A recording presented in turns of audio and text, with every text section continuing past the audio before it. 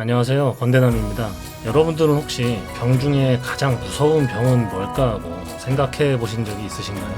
아마 가장 많이 떠올리는 게 암이나 심장병, 뇌출혈 같은 병들을 많이 떠올리실 것 같은데요.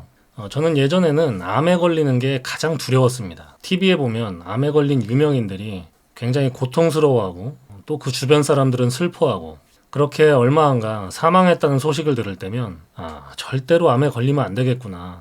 암에 걸리면 금방 죽는구나. 라고 생각했었습니다. 그렇게 시간이 흐르고 다시 이 무서운 병에 대해서 또 생각을 할 때쯤에는 제 생각이 조금은 달라졌는데요. 병이 무섭다는 건 어떤 뜻일까요? 생명에, 자신의 목숨에 가장 치명적인 게 무서운 것일까요? 아니면 육체적인 고통이 심한 병인 것일까요? 그것도 아니면 치료비가 어마어마하게 많이 들어가는 병일까요? 이 부분은 사람마다 주관적인 부분이기 때문에 정답은 없을 것 같습니다. 저는요, 가장 무서운 병이 예전엔 암이었다면 지금은 생각이 좀 바뀌어서 치매가 가장 두려워졌습니다. 저에게 있어서 병의 무서움의 기준은 얼마나 나와 내 주변 사람들의 삶을 파괴하느냐, 사람이 사람 사는 것 같지 않게 만드냐가 가장 큰 중점이었는데요. 그게 제 기준엔 치매인 것 같습니다. 아마 많은 분들이 저와 같은 생각이셨던 것 같습니다.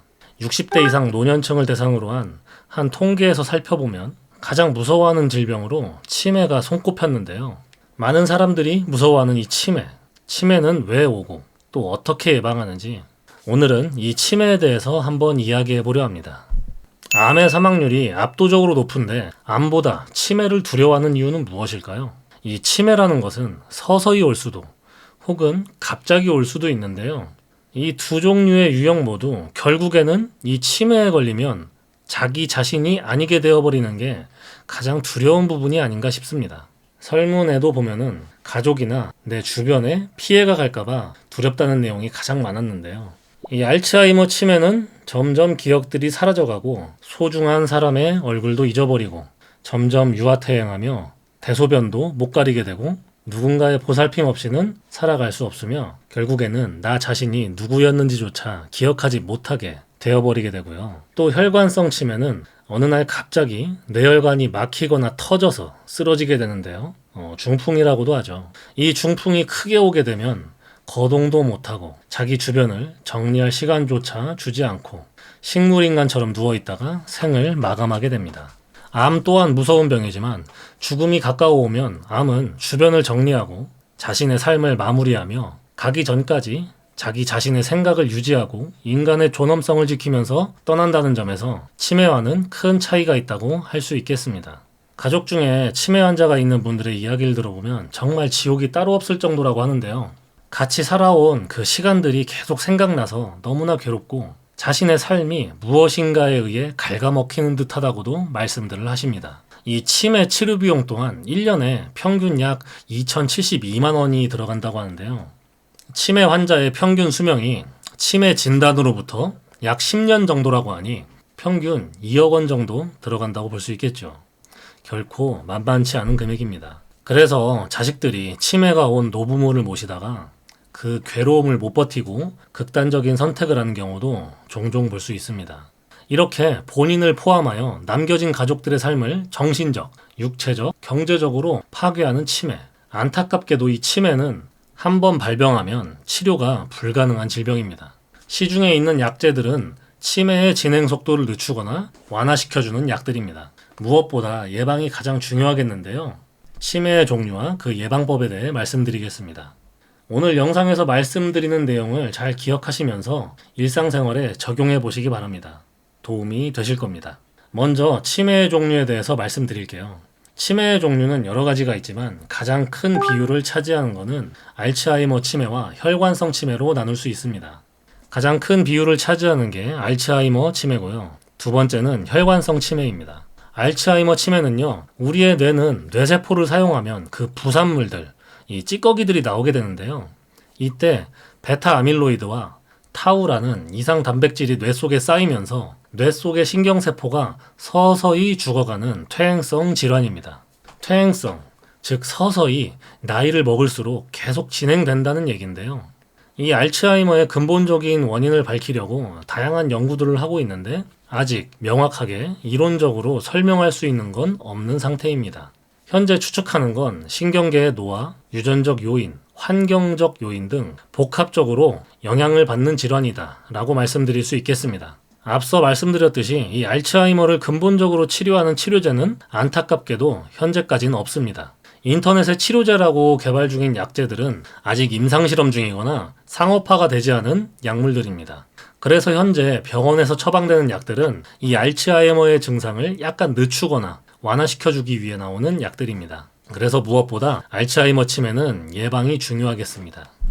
두 번째는 혈관성 치매인데요. 이 혈관성 치매는요, 뇌에 혈액을 공급하는 혈관이 막히거나 터져서 뇌가 혈액을 공급받지 못하고 뇌 조직이 손상되어 오는 치매를 말합니다. 뇌혈관이 막히는 것이 뇌경색, 뇌혈관이 터지는 것을 뇌출혈이라고 하는데요. 이렇게 막히거나 터지는 것을 우리는 뇌졸중이라고 부르고요. 혹은 중풍이라고도 하죠. 혈관성 치매는 작은 혈관들의 손상이 지속적으로 와서 서서히 진행되는 경우도 있지만 뇌의 주요 부위에 큰 손상이 오면 단 한 차례 뇌졸중 발생으로도 식물인간이 되거나 심한 치매가 올 수가 있습니다. 이렇게 알츠하이머 치매든 혈관성 치매든 한 번 발생하게 되면 현대의학으로는 다시 원래 상태로 되돌리기가 힘든 비가역적인 손상이 오게 되는데요. 무엇보다 예방이 가장 중요하겠죠. 그 예방 방법에 대해서 말씀드리겠습니다. 이 두 가지 치매의 발병 기전은 서로 다르지만 예방 방법은 크게 다르지 않은데요. 먼저 가장 중요한 것은 뭘까요? 바로 운동입니다. 좋은 거 100번 먹는 것보다 가장 중요한 게 바로 이 운동인데요. 짧게, 힘들게 5분, 10분 하는 운동보다는 본인이 계속 유지할 수 있는 체력에 맞는 운동으로 약 30분 이상 하시는 게 가장 좋겠습니다. 조금 빠르게 걷기, 천천히 달리기, 수영, 계단 오르기, 등산 등 근육과 혈관들이 활성화되는 운동을 주 3회 이상 하셔야 합니다. 이러한 운동은요, 우리의 혈관을 튼튼하게 해주고 혈액의 노폐물들을 없애주고 체중 관리에 도움이 많이 됩니다. 이렇게 혈관이 건강해지면 혈관성 치매가 예방되는 것이지요. 또한 운동은 우리의 산화 스트레스를 감소시키고 신경세포 재생을 증가시켜서 이로운 물질들을 만들어냅니다. 이렇게 되면 알츠하이머 치매의 원인인 베타아밀로이드와 타우 단백질이 뇌에 쌓이는 것을 억제해줍니다. 두 번째는 충분한 수면입니다. 잠을 잘 자는 것은 우리의 뇌의 기능을 복원시켜주는 아주 중요한 역할을 하는데요. 이 수면을 할 때 바로 뇌의 노폐물이 제거되고 청소가 됩니다. 특히 수면 단계 중에서도 렘 수면 단계에서 뇌가 가장 많이 활성화되며 청소가 된다고 합니다. 우리의 수면은 일정한 패턴을 보이는데요. 1단계는 졸음이 시작되거나 이제 막 수면이 시작된 상태입니다. 이때는 작은 소리나 자극에도 금방 깨게 되죠. 2단계는 얕은 수면입니다. 주변이 조금 시끄럽거나 작은 자극에는 잘 깨지 않게 됩니다. 3단계는 깊은 수면입니다. 죽은 듯 잔다 라고 표현하기도 하고요. 기절한 사람처럼 잠든 것 같기도 하죠. 이 구간은 우리의 육체적인 피로를 많이 회복하는 구간입니다. 이제 패턴은 다시 2단계 얕은 수면 단계로 돌아오게 되고요. 서서히 4단계 렘 수면 구간으로 들어갑니다. 렘 수면 단계에서 안구 활동이 빠르게 일어난다고 해서 래피드 아이 무브먼트, 렘 수면이라고 하고 뇌가 가장 많이 활성화되고 회복되며 이 단계에서 우리가 꿈도 꾸게 됩니다. 꿈을 꾸는데 우리의 신체가 그 꿈에 영향을 받아서 몸이 막 움직이면 우리가 다칠 수도 있겠죠. 그래서 렘 수면 단계에서는 신체 근육은 완전히 이완돼서 무력한 상태로 놓이게 됩니다. 수면은 이렇게 1단계부터 렘 수면까지 사람마다 조금의 차이는 있지만 약 90분에서 약 120분 정도의 사이클로 계속 돌게 되는데요. 바로 이 렘 수면 시간을 확보해서 뇌를 회복시켜줘야 하기 때문에 평균 권장 수면 시간이 7, 8시간은 자줘야 한다는 말이 여기서 나오는 겁니다. 렘 수면 시간은 우리가 처음 수면에 들었을 때는 5분에서 10분 내외로 짧고요. 수면의 뒷부분으로 가면 갈수록 길어져서 수면의 끝자락에는 약 30분에서 60분 정도의 렘 수면을 한다고 합니다. 그래서 우리가 잠에서 깨기 전에 바로 꾼 꿈들이 기억에 가장 많이 남게 되기도 하는 거죠. 요즘처럼 바쁜 세상에 잠도 줄여가며 워커홀릭으로 바쁘게 사시는 분들이 참 많은데요. 뇌가 회복할 시간을 반드시 주셔야겠죠. 세 번째는 좋은 음식 먹기입니다. 여러 가지 좋은 음식들이 많이 있지만 특히 트랜스 지방이나 식물성 기름, 예를 들어 카놀라유나 콩기름 같은 기름 섭취를 피해 주시는 게 좋습니다. 이런 식물성 기름은 산패가 굉장히 쉽게 일어나는데요. 이 기름이나 지방에 관한 이야기만 해도 영상의 길이가 너무 길어지기 때문에 다음에 다뤄보도록 하고요. 이런 나쁜 기름들은 우리 몸의 혈관을 망가뜨리는 주요 원인입니다.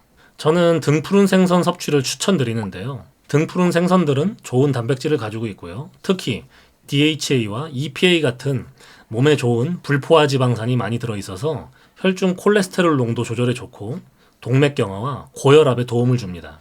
또한 다양한 비타민들 A, B, E 등도 있는데요. 이러한 비타민들은 면역력 향상, 빈혈 예방, 세포 재생, 노화 방지에 도움을 줍니다. 등푸른 생선은 고등어, 꽁치, 연어 등이 있으니 큰 부담 없이 식탁에서 접하실 수 있을 것입니다. 치매 예방의 마지막은 바로 검사입니다. 우리 부모님이나 어르신들 보면은 나이가 들면서 자꾸 깜빡하고 건망증이 심해졌다라고 생각이 들 때가 있는데요. 나이가 들어서 그냥 그런가 보다 하고 넘기는 경우가 많습니다. 알츠하이머 치매의 가장 큰 요인은 바로 나이인데요. 나이가 있는데 건망증이 심해졌다? 라고 하면 바로 검사를 받기를 권해드립니다. 이 초기 검사로 치매 여부를 어느 정도 확인할 수 있고요. 적절한 치료와 약을 복용한다면 그 진행 속도를 많이 늦춰서 일상생활하는데 도움을 받으실 수 있습니다. 60세 이상 어르신들은 집에서 가까운 치매 안심센터에서 무료로 치매 선별 검사를 받을 수 있습니다. 치매 안심센터 정보는 아래 본문과 고정 댓글 링크로 남겨드렸으니까요. 검사를 희망하시는 분은 부담 갖지 마시고 동네에 치매 안심센터에 방문하셔서 무료로 선별 검사를 받아보시기를 권해드립니다. 가족 중에 치매 환자가 있으면 정말 삶이 힘들어지잖아요. 저도 지금은 돌아가셨지만 식구 어르신 중 한 분이 알츠하이머 치매가 와서 굉장히 오랜 시간 동안을 모시고 이런저런 일도 많고 고통스러운 시간을 보내고 화도 나고 그랬었는데요. 지금 생각하면 조금 후회가 되기도 합니다. 저희가 어렸을 때 부모님한테 똑같은 거 묻고 또 묻고 해서 귀찮게 하고 계속 실수하고 그래도 부모님들은 짜증 한번 내지 않고 받아주시고 알려주시고 그러셨죠. 우리가 이제 커서 어른이 되고 우리 부모님들을 보살필 때가 되었을 때 그 시절을 한 번씩 떠올려 보면 어떨까 하는 생각을 해봅니다. 영상이 도움이 되셨다면 구독 한 번씩 부탁드립니다. 영상 제작하는데 큰 힘이 됩니다. 다음에도 도움이 되는 정보로 찾아오겠습니다. 영상 시청해주셔서 감사드립니다. 행복한 하루 되세요.